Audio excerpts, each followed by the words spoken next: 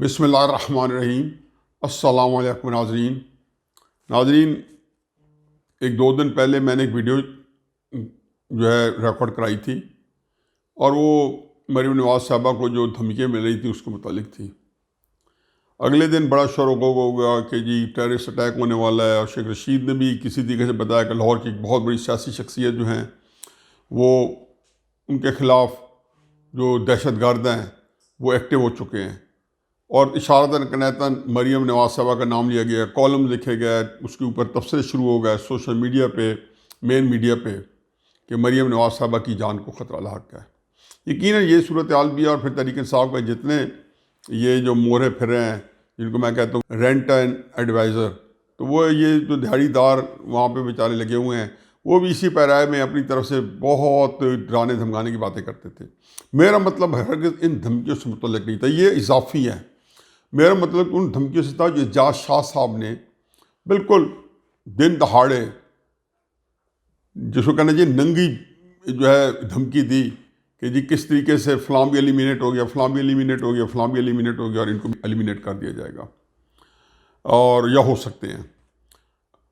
اسی طرح میں ان کو اور بھی خفیہ طریقے سے بھی دھمکیاں مل رہی ہیں،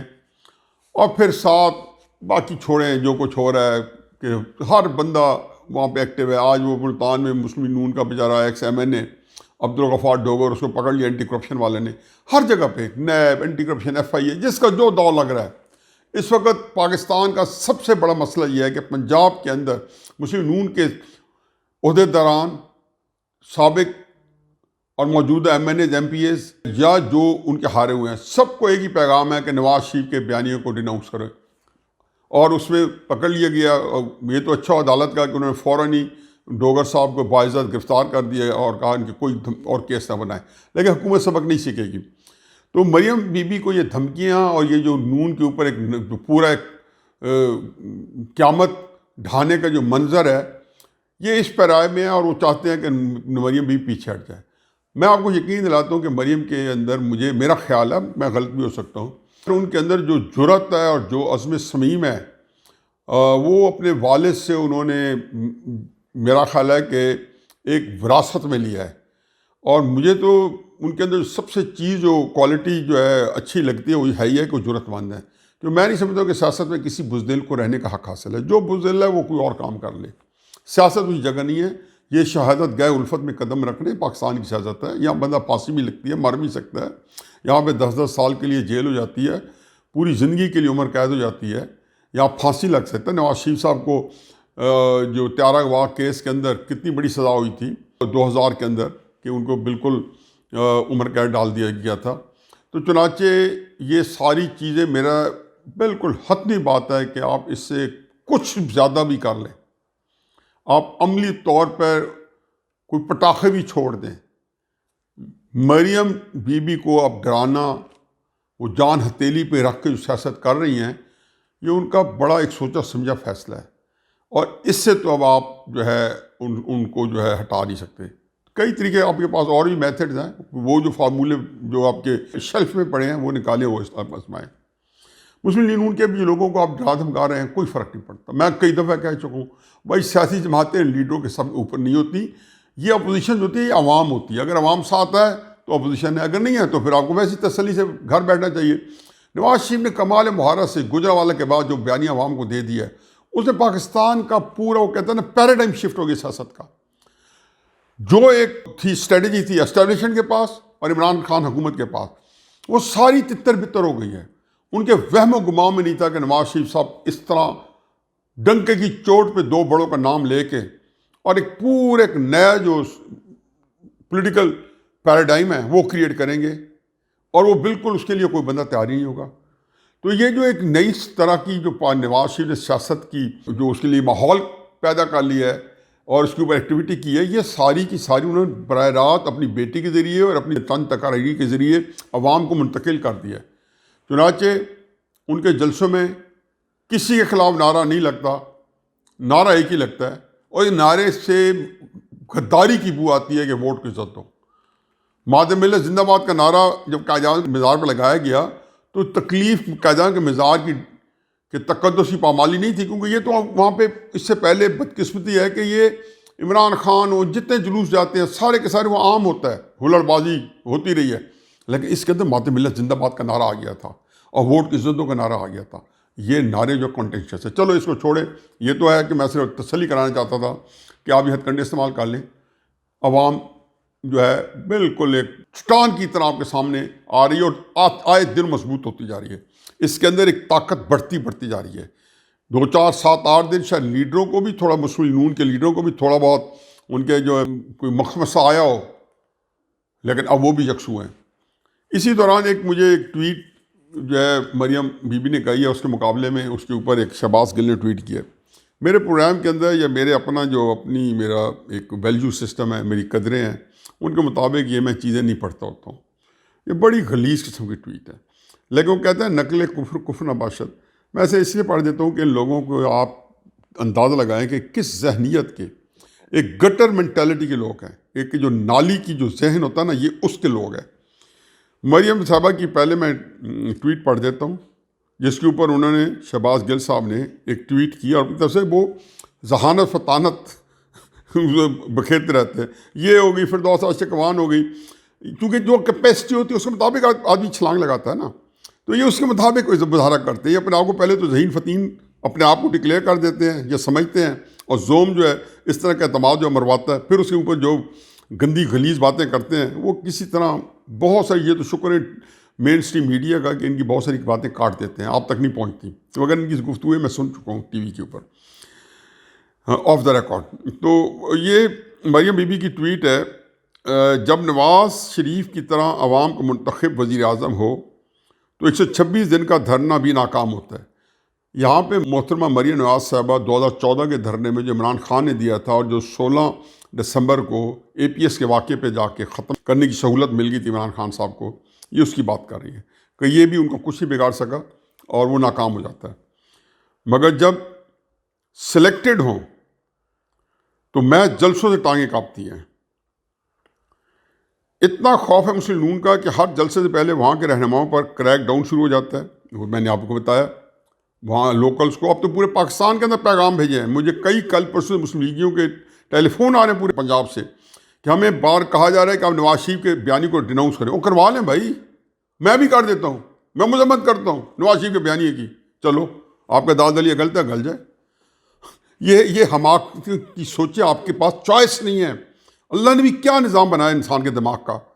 کہ اس کو یہ سہولت حاصل ہے کہ وہ پہلے اپنے آپ کو کنونس کر لے، پھر اپنی حماقتوں کے مطابق جو ہے ایک نظام بنائے اور سمجھے کہ وہ نظام جو ہے الٹیمیٹلی وہ نظام جو ہے وہ رائج ہو جائے گا۔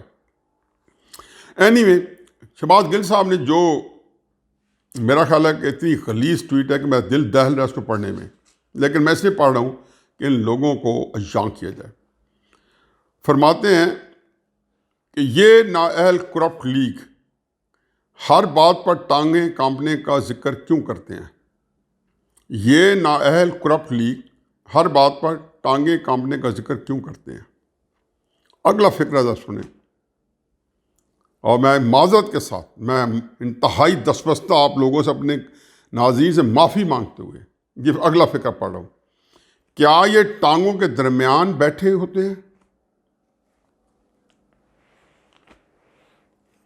ان للہ و انا الیہ راجعون۔ یہ عمران خان صاحب کی ایلیٹ فورس ہے، اس کے اوپر یہ ہے وہ اخلاقی قدریں۔ ہمیں یہ پتہ ہے کہ ہمارے ادارے بھی اس طرح کی چیزیں چلاتے رہے ہیں۔ بے نظیر کی تصویریں جو تھیں غلط قسم کی 1988 میں نہیں شاہد ہوں، یہ جو نواز شریف کے ذمہ ڈالتے ہیں، یہ یہی کرتے رہے ہمارے ادارے، یہ ہر حد تک چلے جاتے ہیں۔ یہ لوگوں کی ذاتی بات کو نکال کے یہ سمجھتے ہیں کہ عام ہے، اور پھر اس کے بعد جو بے نظیر کے خلاف پروپیگنڈا ہوا، وہ تو نواز شریف تو 1990 میں اقتدار میں آیا تو بھی انہی لوگوں کے مرہون منتیں نے تو ہاتھ سے اٹھا کے نواز شریف کو وزیر اعظم بنا دیا، جیسے آج عمران خان کو بنا دیا گیا۔ اور جو کچھ ہوتا رہا 86 سے لے کے 90 تک بے نظیر کے خلاف،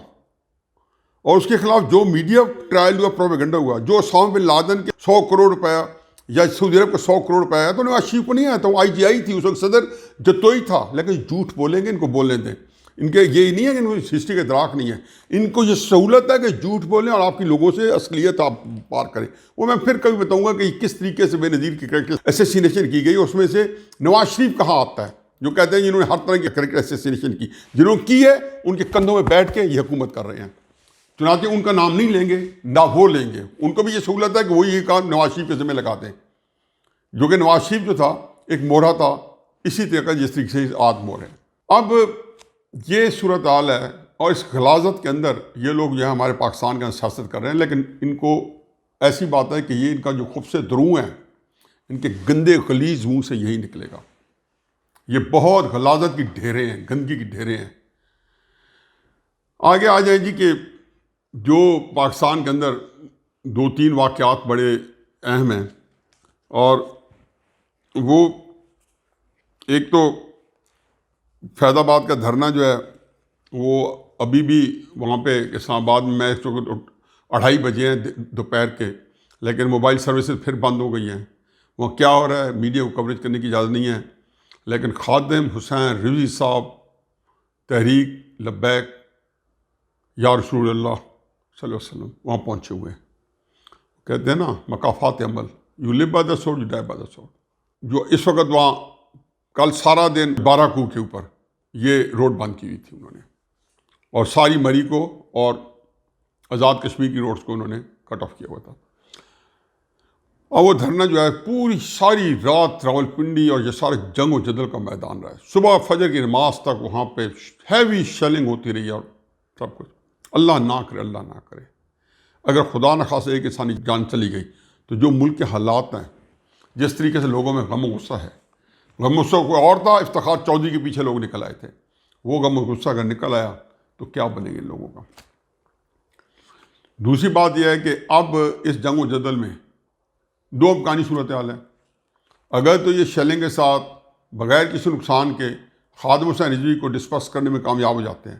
اب یہ دیکھ لیں اللہ کے کرنے ہیں کہ یہ کام اگر کلتے شیلنگ کرتے، جب نواز شریف وغیرہ نے، حکومت نے، اور احسن اقبال صاحب جو تھے انہوں نے، جب وہ میرا خیال میں وزیر داخلہ ہوں گے احسن اقبال صاحب، تب جب خادم حسین رضوی کا دھرنا، اللہ تعالیٰ اب رحم کرے اس ملک میں، کیا کیا نہیں دیکھے، کیا کہتے ہیں کہ آنکھوں میں دھول جھونکو، لوگوں کو دھوکہ دو، کیونکہ یہ قوم ہے ہی، یہ ڈیزرو کرتی ہے کہ آپ لوگوں کے ہاتھوں دھوکہ کھاتی رہے۔ آپ کو یاد ہے کہ جو سیف سٹی اسلام آباد کا نظام کٹ آف کر دیا گیا تھا، کیمرے کٹ آف کر دیے گئے تھے، اور نون لیگ کو یا نون لیگ کی حکومت کو آپریشن کرنے سے منع کر دیا گیا تھا۔ کتنی جگہ پہ رینجر سے انکار کر دیا تھا کہ ہم آپریشن نہیں کرتے۔ آج کم از کم یہ سہولت عمران خان کو حاصل ہے، آپ کو انکار نہیں کر سکتا، اور یہ اس طرح کی اگر ہوتی تو اسی دن ہی معاشرہ لگ جاتا، نواز شریف کی حکومت ہٹا دی جاتی۔ پھر کتنے لوگوں کی کیجولٹی، شوکت صدیقی صاحب جیسے ڈیکوریٹڈ جج جنہوں نے 1.5 مہینے بعد اسلام آباد کا چیف جسٹس بنا تھا، وہ اس کی نظر ہو گئے۔ قاضی فیض عیسیٰ جیسا نام ہم قربان کرنے کے لیے تل رہے ہیں، اس کا ڈانڈے فیض آباد دھرنے سے ملتے ہیں، کیونکہ جو حرکتیں دیکھی گئی تھیں انہوں نے اپنے فیصلوں میں رقم کر دی کہ کیسے پیسے تقسیم کیے گئے۔ وہ کہتے ہیں جی، وہ کہتے ہیں اللہ تعالیٰ ان کا حافظہ ہی کو پاکستانی قوم کا چھین لے کہ وہ جو نظر آئے تھے آپ پیسے بانٹ رہے تھے۔ اب وہ دھرنا پھر سر پہ آئے کہ اگر ڈسپرس وہ نہیں کر سکتے اور وہ فرض کیا دھرنا جو ہے اپنے دینے میں کامیاب ہو جاتے ہیں، اگلے 5 7 8 10 دن وہ ہوتے ہیں، تو اس سے ان کو اور شہ ملے گی، اور پھر پاکستان سے مزید ان کو کمک پہنچنا شروع ہو جائے گی۔ یہ جو مذہب کے نام پہ انسان کے جذبات ہوتے ہیں، یہ ان کی آبیاری کبھی بھی نہیں کرنی چاہیے۔ ہم نے یہاں پہ سپہ صحابہ بنائی، ہم نے یہاں پہ لشکر جنگ بھی بنائے، ہم نے کیا کیا نہیں کیے، سب کے ڈانڈے جو جہاں ملتے تھے ہم سب کو پتہ ہے، ہم نے اس وقت مزے لیے اپنے سے۔ اور اس کے اندر بالکل لوگ جو ہے، میں جوانی میں خود رہ چکا ہوں بڑا ایکسٹریم رائٹسٹ، بڑا یقین ہے نا، انسان مارنے کے لیے تیار پھر رہا ہوتا ہے، کیونکہ مذہب کے نام پہ آپ مجھ سے کوئی کام بھی لے سکتے ہیں، اور یہ لیا جا رہا ہے۔ اب وہ بات جو ہے وہ بومرینگ بن کے آپ کے آئیے، ایک یہ چیزیں بار بار آئیں گی، آپ ابھی سبق نہیں سیکھیں گے، لیکن اللہ تعالیٰ نے انشاءاللہ، میں کہتا ہوں کہ آپ لوگوں نے پاکستان کے خلاف اگر وہ کام کیا ہوا ہے تو اس کے بعد ایک اور مصیبت آپ کو آئے گی۔ اب آپ یہ کہیں کہ یہ مصیبتوں کی ایک ٹریل ہے آپ کے سامنے آئے گی۔ اسی دوران کل گلگت بلتستان کا الیکشن بھی ہوا ہے اب میں جب آپ 2018 کا الیکشن دیکھ چکے ہیں تو یہ 6 مہینے اور بلوچستان ہو یا گلگت بلتستان ہو، کس ڈھٹائی سے انہوں نے 15 اگست کو الیکشن ہونے تھے، پھر انہوں نے 3 مہینے بعد آ کے نومبر میں کرائے، کس ڈھٹائی سے، اور جو رزلٹ لینے لے لیے وہ کیا فرق پڑا؟ رزلٹ تو آپ نے 2018 میں بھی لے لیے، اب وہاں بھی حکومت چلا کے دیکھ لیں۔ اور اس میں ایک دم آپ نے سوچا اسٹیبلشمنٹ نے کہ پیپلز پارٹی کو کسی طریقے تھوڑا سا اٹھایا جائے، ابھی بھی شاید کریں، لیکن عمران خان صاحب کو میں ہمیشہ ایک بات مانتا ہوں کہ انہوں نے پہلی دفعہ اسٹیبلشمنٹ کو اپنی لمٹس میں رکھا ہوا ہے۔ یہ اسٹیبلشمنٹ کو بھی پتہ ہے، عمران خان کو بھی پتہ ہے، وہ جرت کر کے دیکھ لیں۔ انہوں نے ایک دفعہ جرت کی تھی اور ساؤتھ پنجاب میں پارٹی بناتی، ابھی 2018 کے الیکشن ہونے والے تھے، عمران خان صاحب نے اگلے دن پریس کانفرنس کر دی، انہوں نے کہا میں ہر جگہ پہ ایک کینڈیڈیٹ کھڑا کروں گا۔ تیسرے دن سارے یہ گلے میں دوپٹے ڈال کے تحریک انصاف کے عمران خان کے ساتھ بیٹھے تھے۔ اتنی بے شرمی ڈھٹائی سے کہ 3 دن پہلے پارٹی بنائی تو اس کا کیا بنا کسی نے نہیں بتایا۔ اس سے پہلے سینٹ کے چیئرمین جو ہے یہ مانڈی والا صاحب پہ کنسنسس ہو گئے، انہوں نے اپنے سارے ووٹس پیپلز پارٹی کو دے دیے، پیپلز پارٹی نے سینٹ کا چیئرمین اپنا لے آئے۔ عمران خان صاحب نے پھر پریس کانفرنس کی، انہوں نے کہا ہم اپنا چیئرمین لائیں گے اور ہمارا چیئرمین تیسرا ہوگا، یعنی کہ مانڈی والا ہوگا کہ اس میں نون کا علیحدہ ہوگا اور ان کا علیحدہ ہوگا۔ اگلے دن سارے شیر کرتے، یہ بات ہے عمران خان صاحب کے کریڈٹ میں جاتی ہے۔ یہ وہ لمٹس ہیں جو انہوں نے اسٹیبلشمنٹ کو اپنی لمٹس میں رکھا ہوا ہے۔ لوگ کہتے ہیں ساری باتیں مانتے ہیں، بزدار کے اوپر دیکھ لیں، کرا لیا اسٹیبلشمنٹ تبدیل، بزدار کو 2-2.5 سال سے تن من دن لگا دیا، اپنے سارے میڈیا کے جتنے ہمارے دوست ہیں، بھٹیز ہیں یا جتنے لوگ ہیں، سب کو بزدار کے خلاف لگایا ہوا ہے، دل جمعی سے 1.5-2 سال گالیاں دے رہے ہیں، نیب کو لگایا، نکال کے دکھا دیں۔ یہ ہے عمران خان صاحب کی ہمیشہ میں تعریف کرتا ہوں۔ چنانچہ جی بی کا الیکشن جو ہے یہ آپ نے عمران خان کو نہ دیا تو انشاءاللہ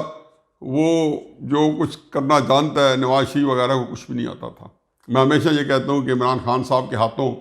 ہو سکتا ہے کہ ہمارا نظام جو ہے اس کے اندر کچھ شاید کوئی اس میں بہتری آ جائے بائی ڈیفالٹ۔ باقی یہ ملک جو ہے اگلے 1-2 مہینے میں بہت کچھ دیکھے جائے گا۔ آج دوست امریکہ سے آئے ہوئے تھے پرانے میرے، اور یہی پوچھ رہے تھے کہ پاکستان کا کیا بنے گا۔ یہ وہ سوال ہے جو مجھے صبح سے لے کے شام تک ہر بندہ پوچھتا ہے کہ یہ بدقسمت ملک جس کے بارے میں پاکستان کے شہری یہ نہیں جانتے کہ 2021 کے اندر کون سا پاکستان اس میں رہیں گے، آیا اس میں مارشل لا ہوگا، اس میں یہ جمہوریت ہوگی، اس میں یہ آئین ہوگا، کوئی اور چیز ہوگی۔